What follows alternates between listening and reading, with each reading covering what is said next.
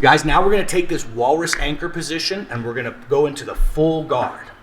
Now remember, ground and pounding in the full guard elicits some risks because you're in basically in his full guard where he has all of these maneuvers, all of these things that he can do.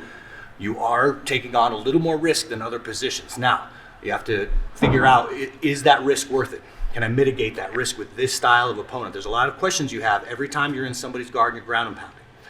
Let's talk about the walrus, taking those factors into consideration. So again, I want to get, if you remember from our basic video, go check that one out, we're going to get our eye line position. Once we get our eye line position, we want some form of a posture, and that's what a walrus is, really, if you think about it. The walrus anchor is basically kind of a half posture. So instead of posturing all the way up like this, which is viable, that's fine, a walrus means that I'm driving my hips down. We're gonna get, guys, kind of right here on the biceps. I'm gonna drive the hips forward and down and then bring my head up to about here. You notice that I'm eye lined with Andrew. In other words, my eyes are not down here, but I'm even. So the walrus is great because as I push my hips down and forward, I'm now anchored pretty well. It's gonna be harder for him to bring his feet or knees in. So I'm nullifying his legs to an extent. And now I can get to the second part of the walrus style ground and pound, which, as you remember, is hand fighting. You gotta get around these guys. Now, don't overcomplicate hand fighting. I see a lot of like, oh, I'm gonna pin this 2-on-1 and go here. Because he's mobile, most of that stuff isn't gonna work.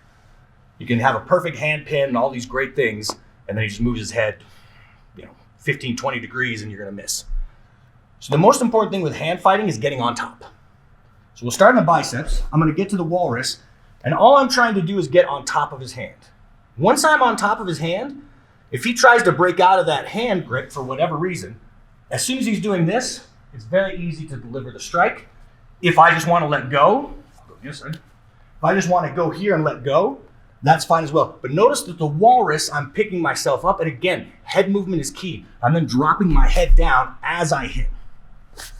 So because of my hip position, I'm still tight in control, but I'm coming up, I'm gonna hand fight, basic hand fighting, which means I'm on top. However you guys want to ride it, you're on top, and then you're able to drop this guy down. For exactly how to do these elbows with the, kind of the best power, the most efficacy, check out our basic ground and pound video where you learn how your body dynamics work.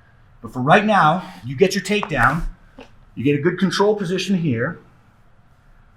Obviously, you want to get rid of anything holding onto your head because that's preventing your walrus from walrusing. So however you guys want to do that, lock it down. And we bring ourselves up into the walrus position, and then using your core, we drop the elbow down from either arm really. But it's gonna go control, walrus posture, hand fight, strike. And you want to just do that loop over and over and over again. Remember, go check out your strategical videos to see the OODA loop where you basically orientate yourself, right? Up you go, hand fight, decide and act.